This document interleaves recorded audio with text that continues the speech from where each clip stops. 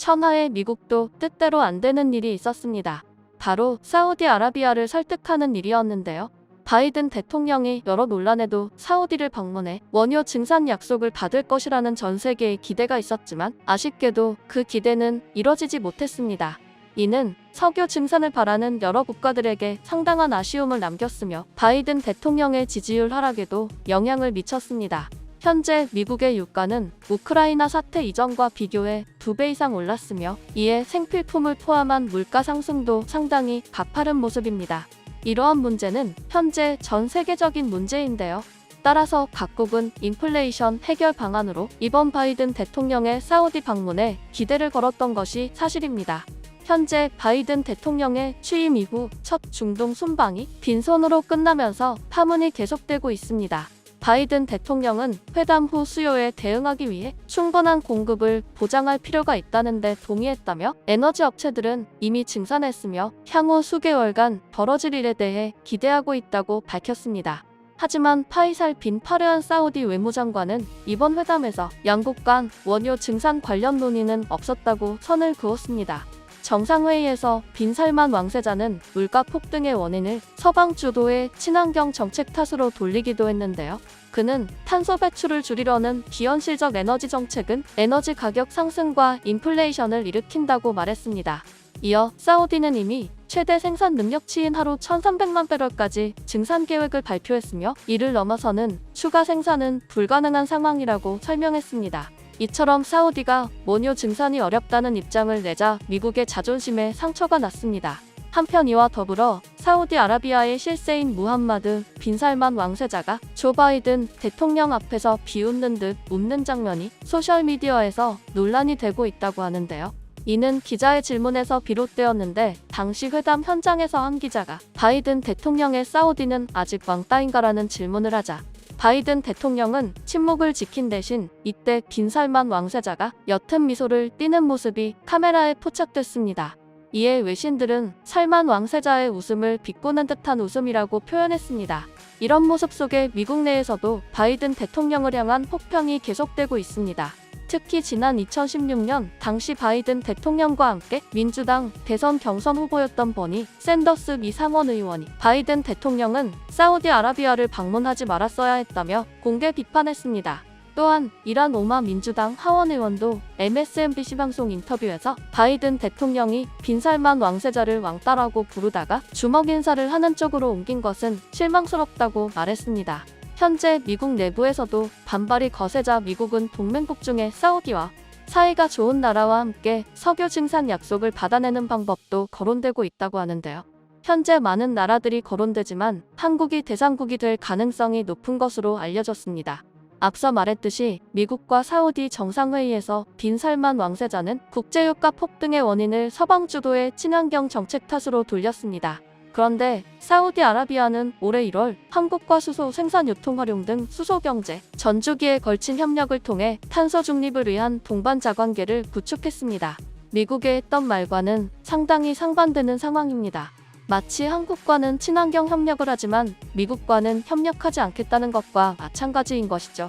사우디는 2016년부터 국가 중장기 전략인 사우디 비전 2030을 선포하고 석유 의존도 감축 및 신재생에너지 확대 등을 추진하고 있습니다.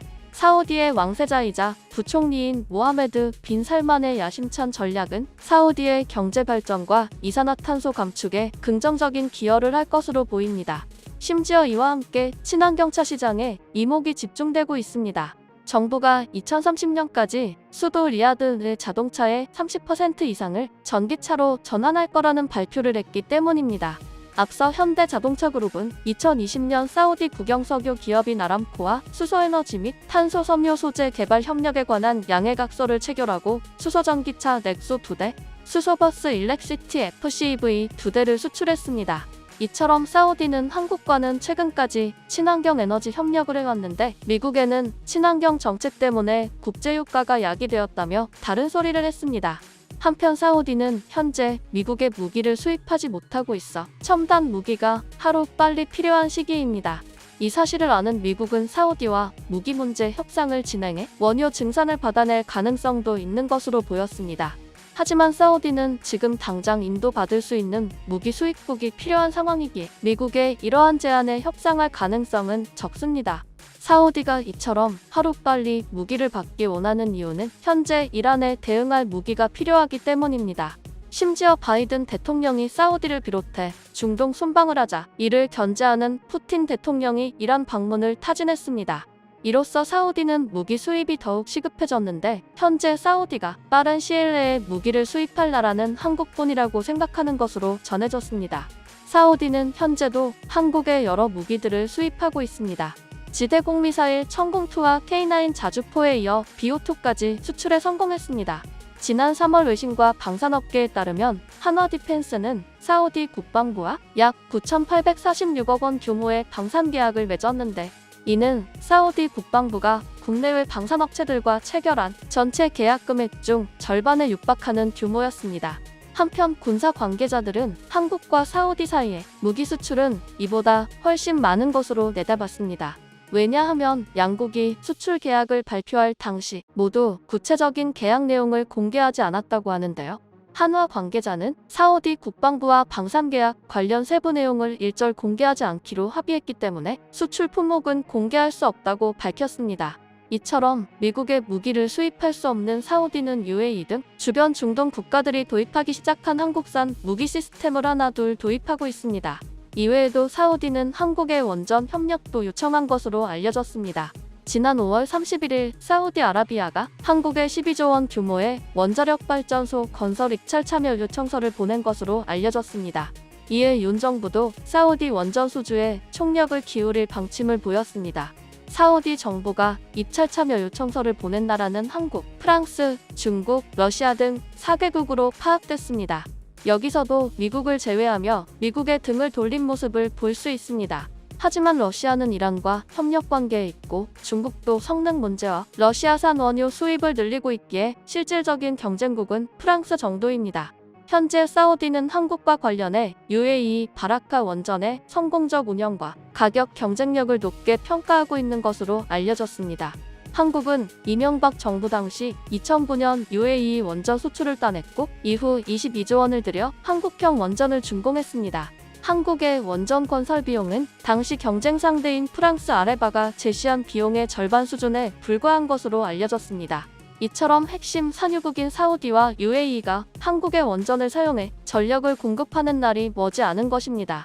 일각에서는 사우디가 이란 견제를 이유로 국제원자력기구의 사찰을 거부하고 있어 미국이 이를 이유로 한국의 사우디 원전 사업 참여에 제동을 걸 수 있다는 것을 변수로 꼽았는데요.